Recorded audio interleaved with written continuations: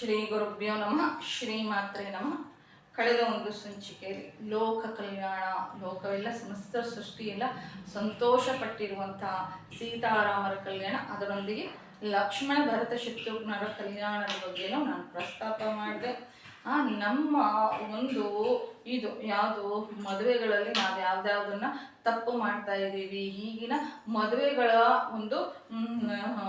ಒಂದು ಭದ್ರತೆ ಯಾಕೆ ಕಡಿಮೆ ಆಗ್ತಾ ಇದೆ ಅಂತಂದು ನನ್ನ ತಿಳಿದಷ್ಟು ಮಾತ್ರಕ್ಕೆ ನನ್ನ ಗುರುಗಳು ನನಗೆ ತಿಳಿಸಿರುವಂಥದ್ದನ್ನು ನಾನು ತಮ್ಮೆಲ್ಲರಿಗೂ ಮನವಿ ಮಾಡೋದಕ್ಕೋಸ್ಕರ ಅಂತಂದರೆ ಜೀವನ ಎಷ್ಟು ಅಮೂಲ್ಯವಾಗಿರುವಂಥದ್ದು, ಅದನ್ನು ಕೆಲವು ಯಾವುದೋ ಅರ್ಥರಹಿತವಾಗಿರುವಂಥ ವಿಷಯಗಳಿಗೋಸ್ಕರ ವೇಸ್ಟ್ ಮಾಡ್ಕೋಬಾರ್ದು ಅಂತಂತಂದು ನಾನು ತಮ್ಮೆಲ್ಲರಿಗೂ ಮನವಿ ಮಾಡೋದಕ್ಕೆ ಪ್ರಯತ್ನ ಮಾಡಿದೆ. ಹಾಗೆ ಏನು ಮದುವೆ ಎಲ್ಲ ಆಗೋಯ್ತು, ವಿಶ್ವಾಮಿತ್ರರ ಆಶೀರ್ವಾದ ಕೊಟ್ಟು ಉತ್ತರ ದಿಕ್ಕಿಗೆ ಹೋಗ್ತಾರೆ. ಜನಕ ಮಹಾರಾಜರು ಕಾಣಿಕೆಯಾಗಿ ಆನೆಗಳನ್ನು, ಕುದುರೆಗಳನ್ನು, ವಸ್ತ್ರಗಳನ್ನು, ಮುತ್ತುಗಳನ್ನು, ಪಗಡಗಳನ್ನು ಮೊದಲಾಗಿರುವಂಥದ್ದನ್ನು ಕೊಡ್ತಾರಂತೆ. ಎಲ್ಲರೂ ಕಲಿತು 4 ಜನ ಸೊಸೆಯರನ್ನ ಪಲ್ಲಕ್ಕಿ ಮೇಲೆ ಕರ್ಕೊಂಡು ಹೋಗ್ತಾ ಇದ್ದಾರಂತೆ. ಅಂದರೆ ಒಂದು ಸೊಸೆ ಅಂತಂದರೆ ಅವರ ವಂಶವನ್ನು ಬೆಳಗುವಂತಹ ಒಂದು ದೀಪ ಸ್ವರೂಪವೇ, ಆಧಾರವೇ ಹೆಣ್ಣಾಗಿರುತ್ತೆ. ಒಂದು ಹೆಣ್ಣು ನೋಡ್ರಿ, ಒಂದು ಹೆಣ್ಣು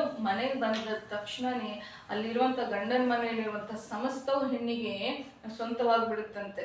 ನೋಡ್ರಿ, ಪರೀಕ್ಷೆ ಮಾಡಿ ನೋಡ್ರಿ, ಯಾರಾದರೂ ಹೆಣ್ಣು ನನ್ನ ಗಂಡನ ಮನೆಗೆ ಹೋಗ್ತಾ ಇದ್ದೀನಿ ಅಂತ ಅನ್ನೋದಿಲ್ಲ, ನನ್ನ ಅತ್ತೆ ಮನೆಗೆ ಹೋಗ್ತಾ ಇದ್ದೀನಿ ಅಂತಂತಾರೆ. ಸೊ ಹಳಿಯ ಆದ್ರೂ ಎಲ್ಲಿಗೆ ಹೋಗ್ತಾ ಇದ್ದೀನಿ ಅಂತಂದ್ರೆ ನನ್ನ ಹೆಂಡತಿ ಮನೆಗೆ ಹೋಗ್ತಾ ಇದ್ದೀನಿ ಅಂತ ಹೇಳೋದಿಲ್ಲ, ನಮ್ಮ ಅತ್ತೆ ಮನೆಗೆ ಹೋಗ್ತಾ ಇದ್ದೀನಿ ಅಂತ ಹೇಳ್ತಾರೆ. ಇದರಲ್ಲಿ ಬಹಳ ಬೆಲೆ ಬಾಳುವಂತ ಒಂದು ಮಾತು ಅಂತಂದ್ರೆ ಅದು ಮಾವನ ಮನೆಯಲ್ಲ, ತನ್ನ ಹೆಂಡತಿ ಮನೆಯಲ್ಲ, ಅತ್ತೆ ಮನೆ. ಆ ಮನೆಗೆ ಸರ್ವಸ್ವವಾಗಿರುವಂತ ಸ್ವತಂತ್ರಗಳು, ಸರ್ವಸ್ವವು ಎಲ್ಲ ಅಧಿಕಾರ ಯಾರ ಕೈಯಲ್ಲಿ ಇರ್ತಾಳೆ ಅಂತಂದ್ರೆ ಅವಳು ಯಾವುದೇ ಒಂದು ಪೊಸಿಷನ್ ಇಂದ, ಪರಿಸ್ಥಿತಿಯಿಂದ ಬಂದಿದ್ರು, ಗಂಡನ ಮನೆಯಲ್ಲಿ ಕೋಟಿ ಇದ್ರು ಏನು ಗಂಡನ ಮನೆಯಲ್ಲಿ ಆಕೆಗೆ ಅಧಿಕಾರ ಇರುತ್ತೆ. ಹೆಂಡತಿಗೆ ತಿಳಿದಲೆ ಗಂಡ ದಾನ ಮಾಡಿದ್ರೆ ಅದು ಫಲಿಸೋದಿಲ್ಲ ಅಂತ ನಮ್ಮ ಶಾಸ್ತ್ರಗಳು ಹೇಳ್ತಾ ಇರುತ್ತೆ. ಅಷ್ಟು ಉನ್ನತವಾಗಿರುವಂತ ಒಂದು ಸ್ಥಾನವನ್ನು ಹೆಣ್ಣು ಮಕ್ಕಳಿಗೆ ನಮ್ಮ ಶಾಸ್ತ್ರದಲ್ಲಿ ನೀಡಿದ್ದಾರೆ ಅಂತ ನಾನಿಲ್ಲಿ ತಿಳಿಸ್ಕೊಡೋದಕ್ಕೆ ಇಷ್ಟಪಡ್ತೀನಿ. ಆಗ ಎಲ್ಲರೂ ಪ್ರಯಾಣ ಆಗ್ತಾ ಇರ್ತಾರಂತೆ. ಆಗ ಪ್ರಯಾಣ ಮಧ್ಯದಲ್ಲಿ ಅಂದುಕೊಂಡಲ್ಲಿ ಆಕಾಶದಲ್ಲಿ ಪಕ್ಷಿಗಳು ಭಯಂಕರವಾಗಿ ಕೂಗ್ತಾ ಇದೆಯಂತೆ. ನಿಷ್ಕಾರಣವಾಗಿ ದಿಕ್ಕುಗಳೆಲ್ಲವೂ ಏನೋ ಕತ್ತಲೆ ಆಗ್ತಾ ಇದೆಯಂತೆ. ಮಂಗಳಪ್ರದವಾಗಿರುವಂಥ ವೃಕ್ಷಗಳು ನೆಲದ ಮೇಲೆ ಬೀಳ್ತಾ ಇರುವಂತ. ಆದರೆ ಇಷ್ಟೆಲ್ಲ ಅಪಶಕನ ನಡೆದ್ರು ಮೃಗಗಳು ಮಾತ್ರ ಪ್ರದಕ್ಷಿಣವಾಗಿ ಬಲಗಡೆಯಿಂದ ಎಡಗಡೆ ತಿರುಗ್ತಾ ಇದೆಯಂತೆ. ಇದನ್ನೆಲ್ಲ ನೋಡಿರುವಂಥ ದಶರಥನಿಗೆ ಭಯ ಆಗ್ಬಿಟ್ಟು, ದಶರಥ ಮಹಾರಾಜರು ಭಯ ಆಗ್ಬಿಟ್ಟು ಏನ್ ನಡೆಯುತ್ತೆ ಅಂತ ವಸಿಷ್ಠರನ್ನು ಕೇಳಿದಾಗ ಈ ಶಕುನಗಳನ್ನು ಗಮನಿಸಿರುವಂತ ವಸಿಷ್ಠರು ಯಾವುದೋ ದೈವಿ ಸಂಬಂಧವಾಗಿರುವಂತ ವಿಪತ್ತು ಬರ್ತಾ ಇದೆ, ಆದ್ರೆ ಮೃಗಗಳು ಪ್ರದಕ್ಷಿಣೆಯಿಂದ ತಿರುಗೋದ್ರಿಂದ ಈ ವಿಪತ್ತನ್ನು ನಾವು ಅಧಿಗಮಿಸ್ತೀವಿ ಅಂತ ಅನ್ಕೊಂತಾ ಇದೀವಿ ಅಂತಂತಾರಂತೆ. ಇಷ್ಟರೊಳಗೆ ಪ್ರಳಯ ಕಾಲ ರುದ್ರರಾಗಿ ಬಂದಂಗೆ ವಿಷ್ಣು ಚಾಪವನ್ನು ಇಟ್ಕೊಂಡು ಪರಶುರಾಮರು ಬಂದ್ರಂತೆ. ಪರಶುರಾಮರು ಬಂದು ನಾನಿವತ್ತು ಕೇಳಿದ್ದೀನಿ ಶಿವಧನಸ್ಸನ್ನು ಮುರಿದಿರಂತೆ ರಾಮ ಅಂತಂತಾರೆ. ಯಾಕೆ ಇವ್ರಿಗೆ ಇಷ್ಟು ಕೋಪ ಬಂದಿದೆ ಅಂತಂದ್ರೆ ಪರಶುರಾಮರ ಒಂದು ಗುರು ಯಾರು ಅಂದ್ರೆ ಶಿವ, ಯಾರು ಪರಮೇಶ್ವರ, ಶಿವ ಇವರ ಗುರು ಆಗಿರುತ್ತೆ. ಒಂದು ಗುರುವಿನ ಒಂದು ಧನಸ್ಸನ್ನು ಮುರಿದಿದ್ದಾರೆ ಅಂತಂದ್ರೆ ಯಾರಿಗಾದ್ರೂ ಕೋಪ ಬಂದೇ ಬರುತ್ತಲ್ವ. ವಿಶ್ವಾಮಿತ್ರರ ಕೋಪದಲ್ಲೂ ಇಲ್ಲಿ ನಮಗೆ ನ್ಯಾಯ ಅನ್ಸುತ್ತೆ. ವಿಶ್ವಾಮಿತ್ರರೆಲ್ಲ ಕ್ಷಮಿಸಿ, ಯಾರು ಪರಶುರಾಮರ ಕೋಪವನ್ನು ನಾವಿಲ್ಲಿ ಕೋಪ ಸರಿನೇ ಅಂತ ಅನ್ಸುತ್ತೆ. ಪರಶುರಾಮರು ಈ ತರ ಇದು ಮಾಡ್ತಾರಂತೆ. ಕೇಳಿದ್ದೀನಿ, ಶಿವ ನಿನ್ನ ಬಗ್ಗೆ ಕೇಳ್ತಾ ಇದ್ದೀನಿ ರಾಮ, ನೀನು ಬಹಳ ಶಕ್ತಿಶಾಲಿ ಅಂತೆ, ನೀನು ಬಹಳ ಶಕ್ತಿಶಾಲಿ ಅಂತ ಎಲ್ಲರೂ ಹೇಳ್ಕೊತಾ ಇದ್ರೆ ನೀನು ಅಷ್ಟು ಶಕ್ತಿಶಾಲಿ ಆಗಿದೆ. ಈ ವಿಷ್ಣು ಚಾಪವನ್ನು ಕೂಡ ಈ ವಿಷ್ಣು ಚಾಪವನ್ನು ಧರಿಸಿ ಅದಕ್ಕೆ ನಾರಿಯನ್ನು ಸಂಧಿಸಿ ಬಾಣವನ್ನು ಪ್ರಯೋಗ ಮಾಡಿ ನೋಡೋಣ ಅಂತೆ ಅಂತ ಹೇಳ್ತಾರಂತೆ. ಈ ಮಾತನ್ನು ಕೇಳಿರುವಂತ ದಶರಥರು ಗಡ ನಡಗ್ಬಿಡ್ತಾರಂತೆ.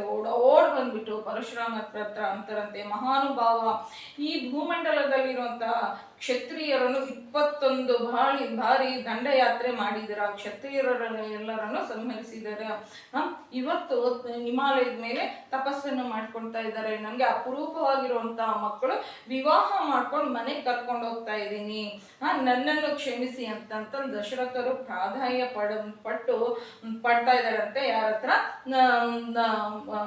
ಪರಶುರಾಮರ ಹತ್ರ.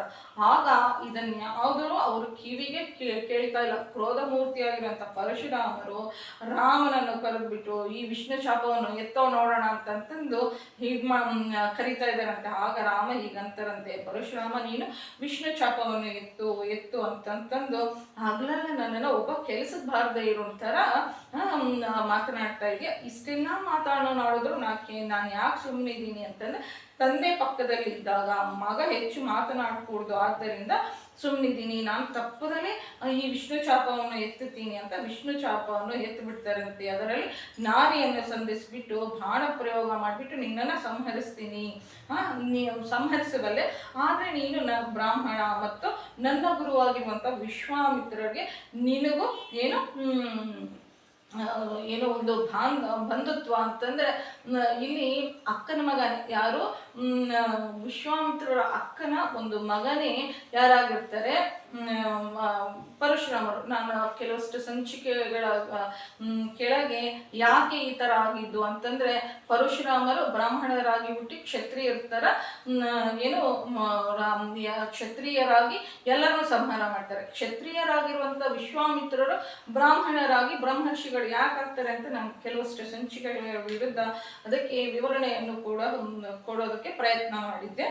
ಆಗ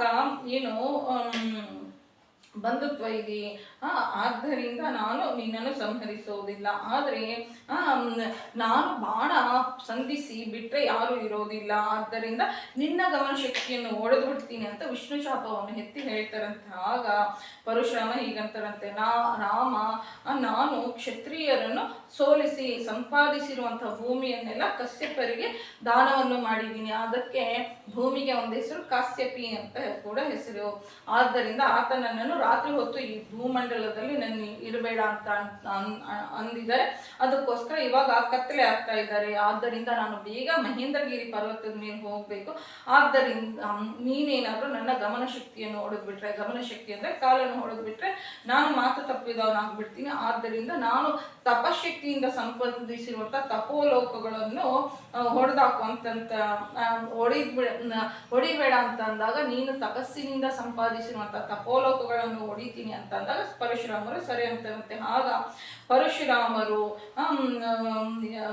ಸಂಪಾದಿಸಿಕೊಂಡಿರುವಂತ ಎಲ್ಲಾ ತಪೋಲೋಕಗಳನ್ನು ರಾಮ ಹೊಡೆದಾಕ್ಬಿಡ್ತಾನೆ. ಕೂಡಲೇ ಪರಶುರಾಮ ಅಲ್ಲಿಂದ ಹೊರಟೋಗ್ತಾ ಇರ್ತಾರಂತೆ. ಹೊರಟೋಗ್ತಾ ಆಗಂತರಂತೆ, ನೀನ್ಯಾರೋ ನಾನು ಗುರ್ತಿಡ್ದಿದ್ದೀನಿ ರಾಮ, ನೀನು ಶ್ರೀ ಮಹಾವಿಷ್ಣು, ಇನ್ನು ಈ ಭೂಲೋಕದಲ್ಲಿ ನನ್ನ ಅವಸರ ಇಲ್ಲ, ನಾನು ಮಹೇಂದ್ರಗಿರಿ ಪರ್ವತದ ಮೇಲೆ ಹೊರಟೋಗ್ಬಿಡ್ತೀನಿ ಅಂತ ಹೊರಟೋಗ್ತಾ ಇದ್ದಾರಂತೆ.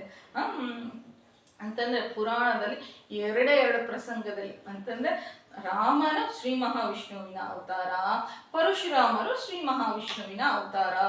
ಒಂದು ಅವತಾರ ಮತ್ತೊಂದು ಅವತಾರಕ್ಕೆ ಎದುರು ಬೀಳುವಂಥದ್ದು, ಎದುರುಗಿದ್ದು ಮಾತನಾಡ್ಕೊಳ್ಳುವಂಥದ್ದು ಇದೊಂದು ಘಟ್ಟ. ರಾಮ ಮತ್ತು ಪರಶುರಾಮರು ಮಾತನಾಡ್ಕೊಳ್ಳುವಂಥದ್ದು. ನಂತರ ಶ್ರೀನಿವಾಸ ಅವತಾರದಲ್ಲಿ ವರಾಹ ಸ್ವಾಮಿ ಮತ್ತು ಶ್ರೀನಿವಾಸ ವೆಂಕಟೇಶ್ವರ ಮಾತನಾಡ್ಕೊಳ್ಳುವಂಥ ಒಂದು ಘಟ್ಟ ಕೂಡ ನಾವು ನೋಡ್ಬೋದಾಗುತ್ತೆ.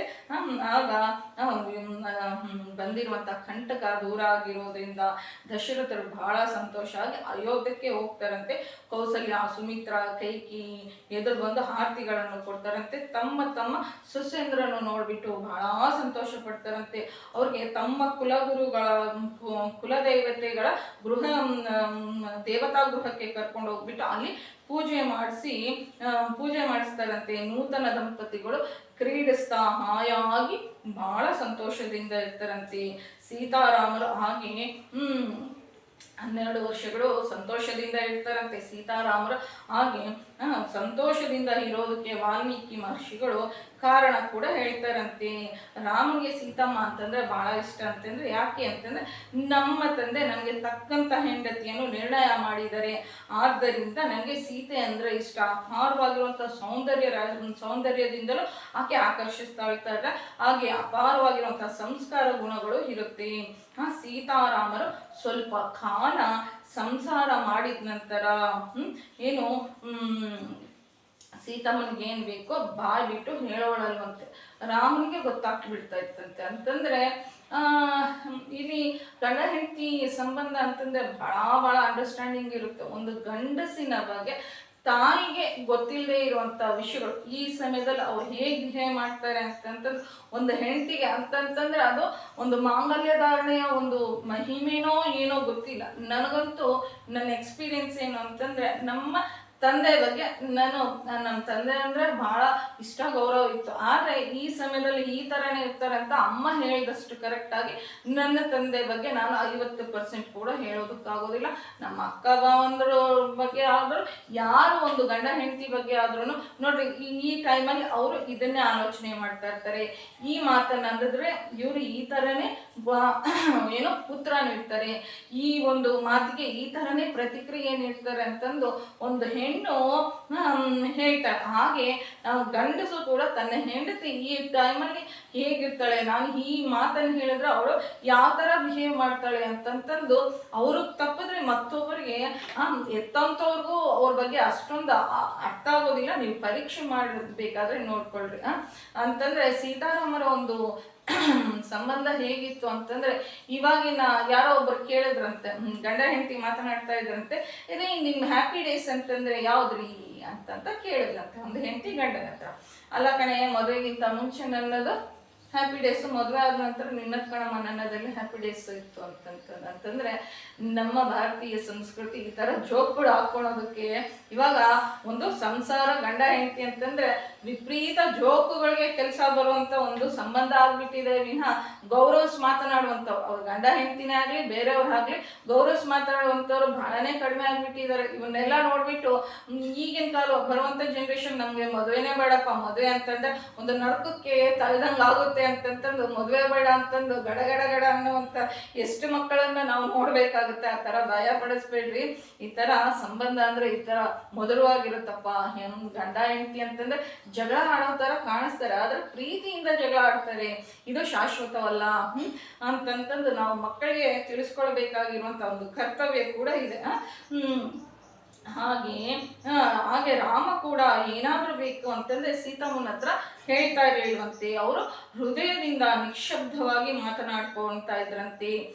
ತನ್ನ ತಂದೆ ನಿರ್ಣಯಿಸಿರುವಂತ ಹೆಂಡತಿ ಅಂತಂದು ರಾಮ ಸೀತಮ್ಮನ ಬಹಳ ಏನೋ ಪ್ರೀತಿಸ್ತಾ ಇದ್ರಂತೆ. ಆದ್ರೆ ಸೀತಮ್ಮ ಮಾತ್ರ ತನ್ನ ಗಂಡ ಅಂತ ಪ್ರೀತಿಸ್ತಾ ಇದ್ರಂತೆ. ಅಂತಂದ್ರೆ ಈ ಸೀತಾರಾಮರ ಒಂದು ಅನ್ಯೋನ್ಯವಾಗಿರುವಂತ ಘಟ್ಟ ಮತ್ತು ಸೀತಾ ಕಲ್ಯಾಣವನ್ನು ಯಾರಾದ್ರೂ ಓದ್ಕೊಳ್ತಾರೆ, ಪಾರಾಯಣ ಮಾಡ್ತಾರೆ ಅಂತಂದ್ರೆ, ವಾಲ್ಮೀಕಿ ಮಹರ್ಷಿಗಳು ರಚನೆ ಮಾಡಿರುವಂತಹ ರಾಮಾಯಣದಲ್ಲಿ ಬರುವಂತ ಈ ಶ್ಲೋಕಗಳನ್ನು ಓದ್ಕೊಂಡ್ರೆ, ಸೀತಾ ಕಲ್ಯಾಣದ ಘಟ್ಟವನ್ನು ಓದ್ಕೊಂಡ್ರೆ ಯಾಗಾದ್ರೆ ವಿವಾಹ ಆಗ್ತಾ ಇರೋದಿಲ್ಲ ಅವ್ರಿಗೆ ಶೀಘ್ರವಾಗಿ ವಿವಾಹ ಆಗುತ್ತೆ, ಹಾಗೂ ಯೋಗ್ಯಸ್ಥನಾಗಿರುವಂತ ವಧುವರರು ಸಿಗ್ತಾರೆ. ಹಾಗೂ ಈ ಅನ್ಯೋನ್ಯ ದಾಂಪತ್ಯದ ಒಂದು ಶ್ಲೋಕ ಇರುತ್ತಲ್ವ, ಈ ಶ್ಲೋಕವನ್ನು ಪ್ರತಿದಿನ ಪಾರಾಯಣ ಮಾಡೋದ್ರಿಂದ ಯಾರಿಗಾದ್ರೂ ಅಂತಂದ್ರೆ ಸಂಸಾರ ಅಂತಂದ್ಮೇಲೆ ಜಗಳಗಳು ಬರ್ತಾ ಇರುತ್ತೆ, ಮಿಸ್ಅಂಡರ್ಸ್ಟ್ಯಾಂಡಿಂಗ್ ಇರುವಂತ ಗಂಡ ಹೆಂಡತಿ ಏನಾದ್ರು, ಗಂಡನೋ ಹೆಂಡತಿನೋ ಯಾರಾದ್ರೆ ಇಲ್ಲಿ ಪಾರಾಯಣ ಮಾಡ್ತಾರೋ ಒಂದು 41 ದಿನ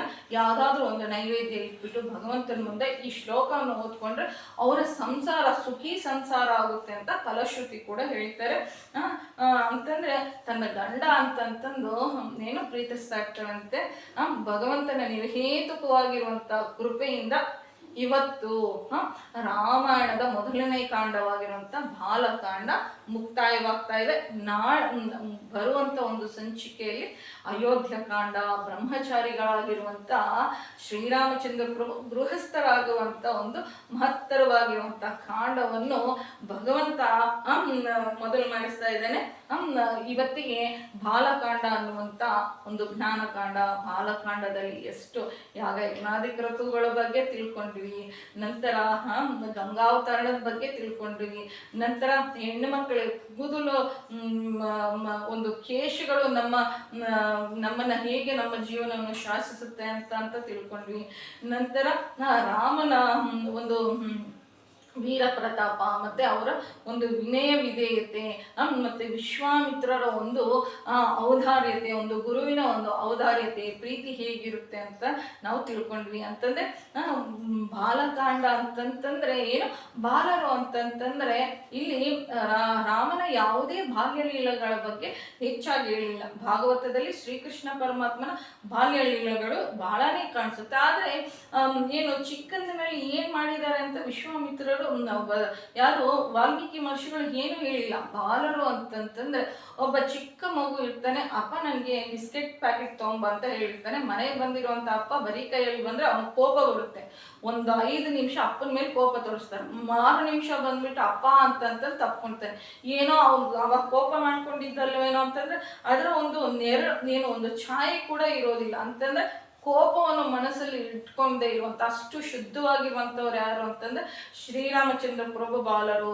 ನಡೆದಿರುವಂಥ ತಪ್ಪನ್ನೆಲ್ಲ ಮರೆತು ಬಿಟ್ಟು ಮನಸ್ಸಿನಲ್ಲಿ ಯಾವುದೇ ಕ್ರೋಧವನ್ನು ಇಟ್ಕೊಂಡೇ ಇರುವಂಥ ಶ್ರೀರಾಮಚಂದ್ರ ಪ್ರಭು ಬಾಲರು. ಬ್ರಹ್ಮರ್ಷಿಗಳಾಗಿರುವಂಥ ವಿಶ್ವಾಮಿತ್ರರು ಬಾಲರು. ಅಂತಂದ್ರೆ ಒಬ್ಬ ಬಾಲ್ಯದಲ್ಲಿ ಗುರು ತಿದ್ದಿದ್ರೆ ಅಂತಂದ್ರೆ ಗುರುವಿನ ಒಂದು ಸಾಂಗತ್ಯ ಇದ್ರೆ, ಗುರುವಿನ ಒಂದು ಸ್ಪರ್ಶ ಇದ್ರೆ ಜೀವನದಲ್ಲಿ ಅದೆಷ್ಟು ದೊಡ್ಡ ಮಟ್ಟಕ್ಕೆ ಬೆಳೀತಾರೆ ಅಂತಂದು ಏನು ರಾಮಾಯಣ ತೋರಿಸ್ಕೊಡುತ್ತೆ. ರಾಮಾಯಣವನ್ನು ಯಾವತ್ತು ನಾವು ಭಗವಂತ ಶ್ರೀರಾಮಚಂದ್ರ ಪ್ರಭು ಭಗವಂತ ಅಂತ ಕೇಳಬಾರ್ದು. ಒಬ್ಬ ಮನುಷ್ಯನಾಗಿ ಹುಟ್ಟಿ ಧರ್ಮವನ್ನು ಹೇಗೆ ಅನುಷ್ಠಾನ ಮಾಡಬೇಕು ಅಂತ ವಸಿಷ್ಠರ ಹತ್ರ ಕೇಳ್ಕೊಂಡಿದ್ದಾರೆ.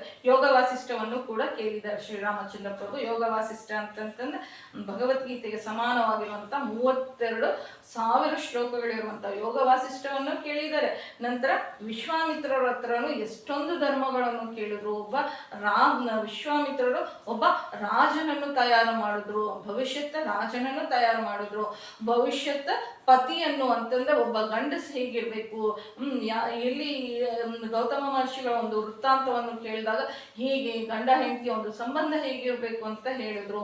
ನಂತರ ಮನುಷ್ಯತ್ವ ಅಂತಂದ್ರೆ ಹೇಗಿರ್ಬೇಕು, ಕ್ಷಮೆ ಅಂತಂತಂದ್ರೆ ಕುಶನಾವರ ಒಂದು ಮಕ್ಕಳ ಒಂದು ಚರಿತ್ರೆಯನ್ನು ಕೇಳಿ ಕ್ಷಮಿಸುವಂಥದ್ದು ಎಷ್ಟು ದೊಡ್ಡದಾಗಿರುವಂಥದ್ದು ಅಂತ ಎಷ್ಟು ಚೆನ್ನಾಗಿ ಹೇಳ್ಕೊಟ್ಟಿದ್ದಾರೆ.